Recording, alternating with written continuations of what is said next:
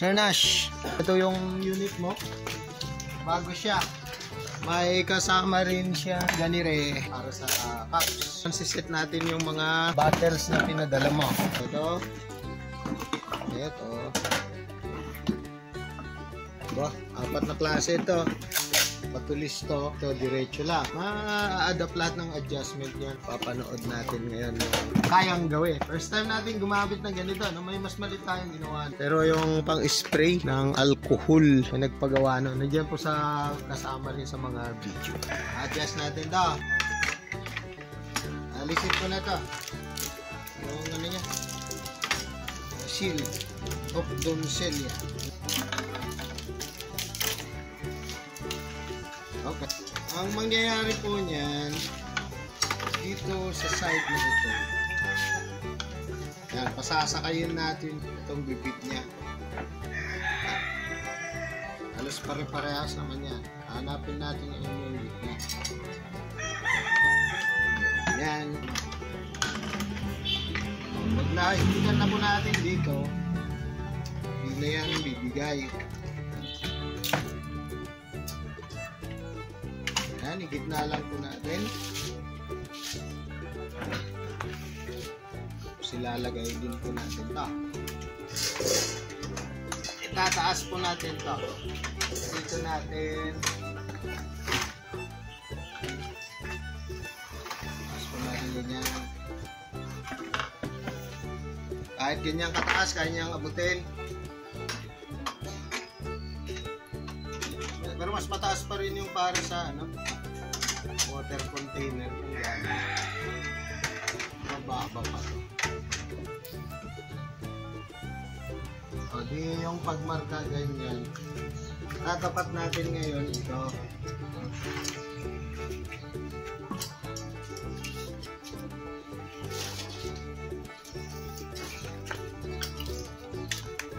Hanggang dito. Sinakay natin yan. Ayun. Ito naman, tatapat natin.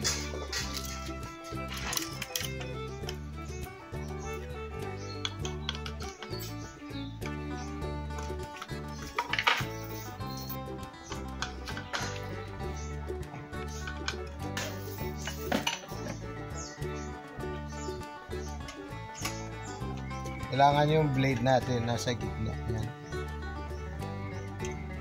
Ito, pwedeng buksan na ganyan. Para may taas to. Gaganon. Pag binalig. Ayos na siya. Yun. Mag-print. Medyo mataas pa. Dito lang ang pihitan para sumayad yung screen dun sa bote. Ayan, tama-tama. Maganda yung hila. Maganda yung ikot. Pag naiset na po yan, dali na lang. Pag ginanon, ayos na yan. Markado na. Okay, mag-testing tayo ngayon. Okay. Yan ano. Hihilahin ganyan. Tataas, tutulak.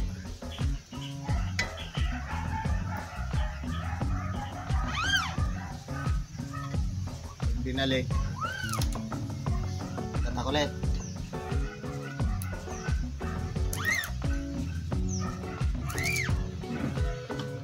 Tignan natin yung tatak niya. Masyadong malabnaw yung matubig yung ano, sobrang dami nung ano dun sa tinimpla.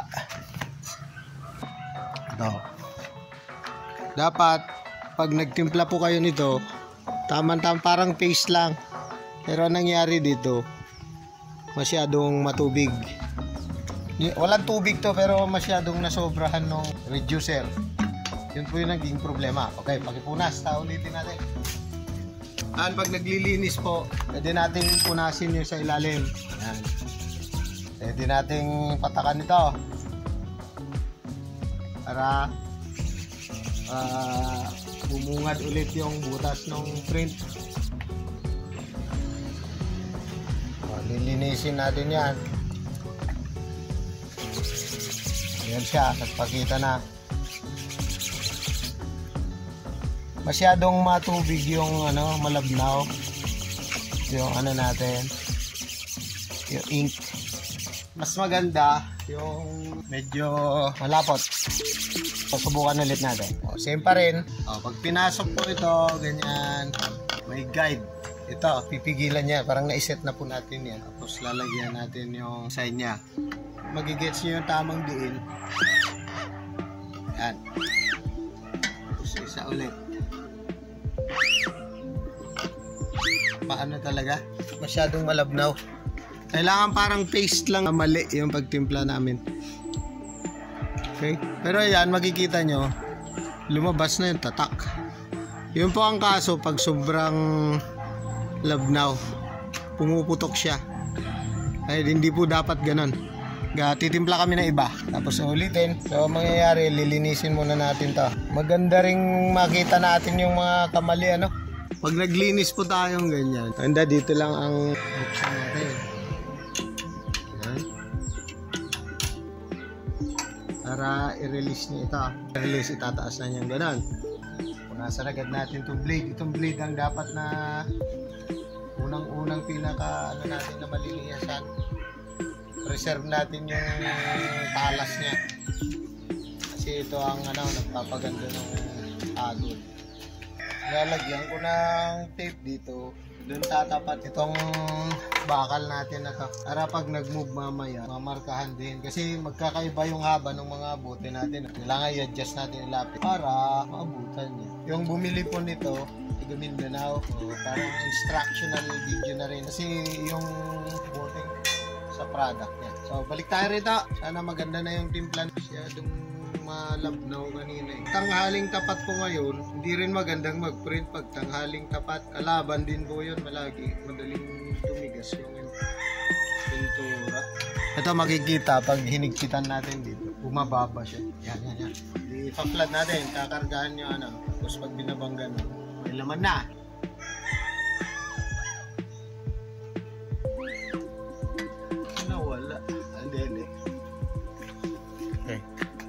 Ayan, maganda yung print niya ngayon. Makapal. Ngayon, ito na, iiksi na yung bote natin. Ayan, ganyan. Yung dito sa ilalim niya, hindi na mag-a-adjust yan. Yung itong parte nito ang mag-a-adjust. Para isakto sa Okay. Pamunas. Yung ilalim niya, pwede nating punasan. Yan, tama-tama yung posisyon niya. Pangalawang bote. Ito yung una. Yung nakuha natin medyo may tama.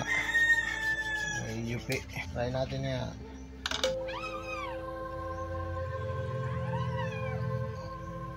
Nalagyan yung edge niya.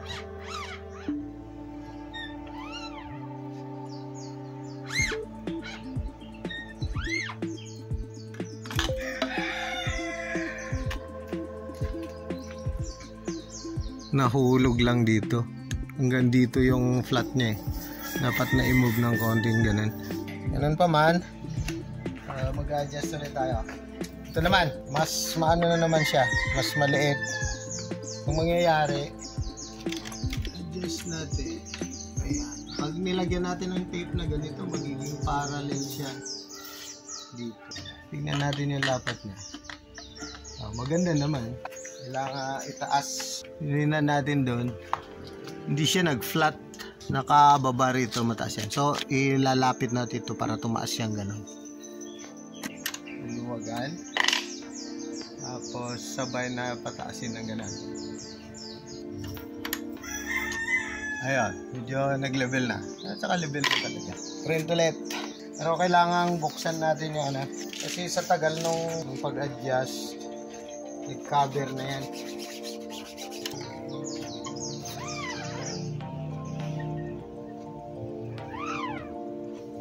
Okay. Nandun na po siya.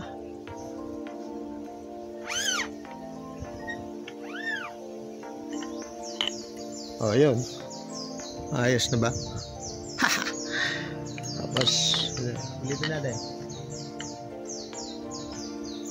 Pag nakuha na po, repetitious na po yan. Pag na-calibrate na po. Kasi first time namin gumamit nito. Oh, ang dali oh. Ayan. Malinis na. Okay. Ang issue dun sa huli kanina, ito.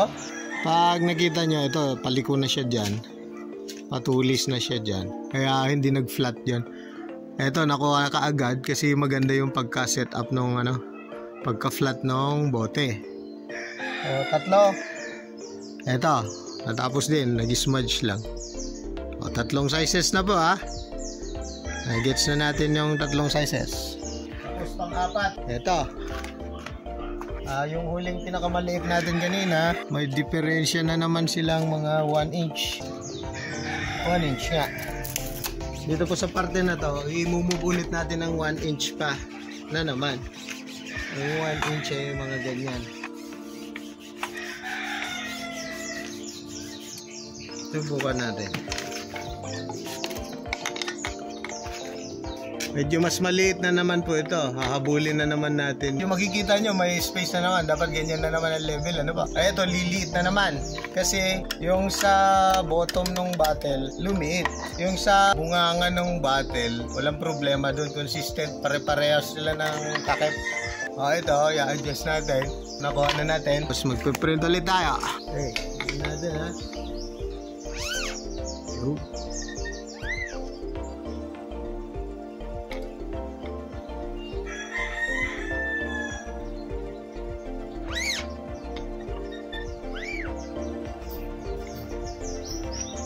Okay naman. Oh. Naayos na po nating imprintahan yung apat. Dito sa apat na size na to, ang nag-adjust po rito, ito. Kasi lumiliit yung bottom niya. Okay? Dun sa takip niya dito, parte, pare-parehas na po. Kaya yung distance ng bearings dito, consistent na siya. Ganun po yung nangyari. Ang nag-adjust din lang dahil hindi sila pare-parehas ng haba dito. Okay? 3 beses na lumipat mula dun sa umpisa na pang-apat. 3 beses siyang lumipat hanggang sa mula dun sa pinakamalaki hanggang dun sa pinakamaliit. Ano na po yung outcome natin? Malinis po yung dalawang huli. Pero ano po yan? Doon sa pagmamadali natin, pag na-calibrate natin ng maayos, hindi tayo magkakaproblema dyan. Marami kasi yan patungkol sa pag-imprenda ng bote. Okay, makikita natin yun, patindig yung pagkalagay ng design. Hindi kagaya nito. Ito, pwede ito sa milk tea. Itong mga to, sa milk tea, sa cups. Ganun po yung sitwasyon natin. Ganun lang. Ayan. Ito, testing din natin mamaya. Tsaka yan. Sa milk tea naman. Nakalbo tuloy yung kasama ko sa kauulit ng trabaho. SOP, ganyan ulit maglinis ha. Tas lang natin to, ibitawan dito para tumas na ganyan. Para hindi lumipat yung blade natin kung meron na tayong ginagawa. Pag isa lang yung set natin, madali lang yun. Tuloy-tuloy na po yun pag ganun. Yan naman, palitan natin yung maimprintahan sa cups naman. Babalik na rin natin yung screen. Reversible po ito, ano? Yung ginamit natin, yung mas malapit dito sa clamp, yan yung magagamit. Ay, dalawa pa ulit dito.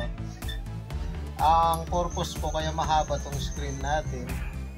Pag may minarkahan tayo dyan, malayo itong manibela, hindi niya mabubunggo yun. Kung eksaktong isa lang kasi yung gagawin dyan, back and front ng frame. Ganito rin kahaba yung kakailanganin mong frame para maiwasan mong mabunggo yung tasa, yung molde. Ganito na lang, mas efficient. May reserva ka pa. Babalik na rin natin ito ngayon. Ito, papalitan natin dito. Alin man yung gagamitin. Papalit natin dito. Doon tayo mag-print. Gagamitin natin ito ngayon.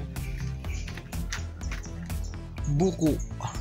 Dito naman ang paglalagyan natin ng manibela. Kasi yung ma-preprint yung malapit sa clamp.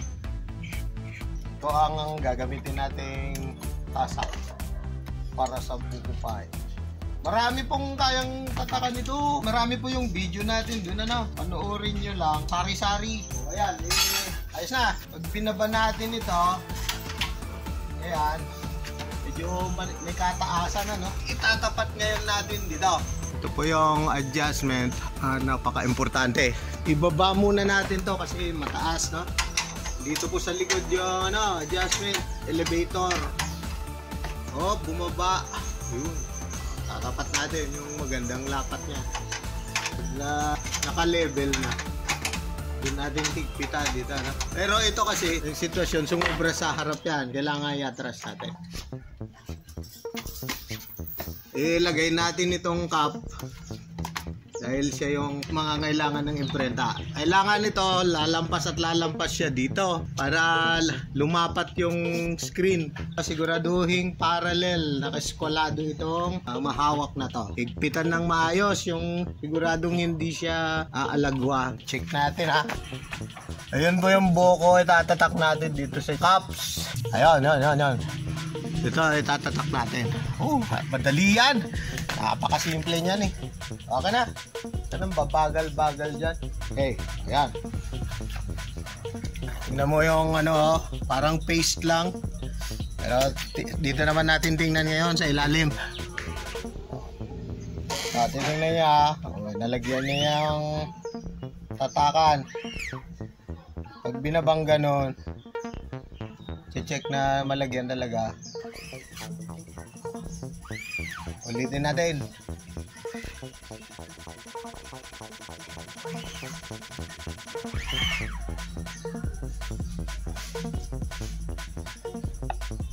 Oops.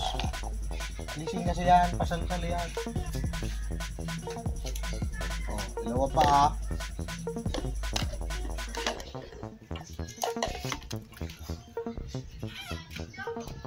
Oh, nilagay.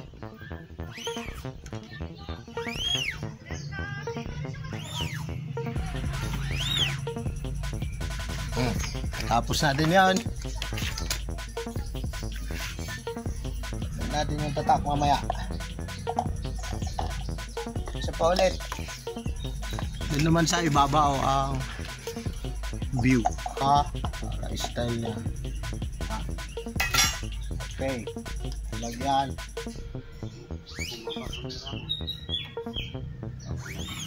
Ay, hindi sweetik yun, ah. Bumaba daw. Hop. Saba.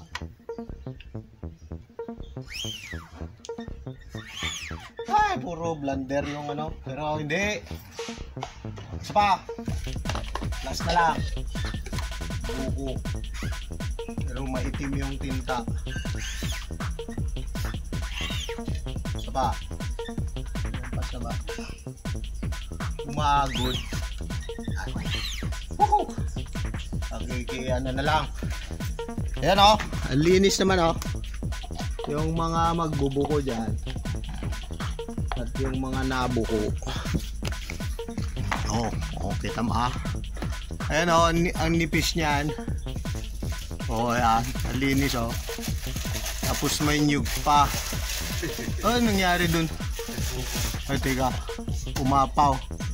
Buko. Hindi maganda yung subo, eh. Buko. Okay. Ayan, namantsahan na. Oops. Linis, oh. Ang pino ng ano, oh. Yung print niya.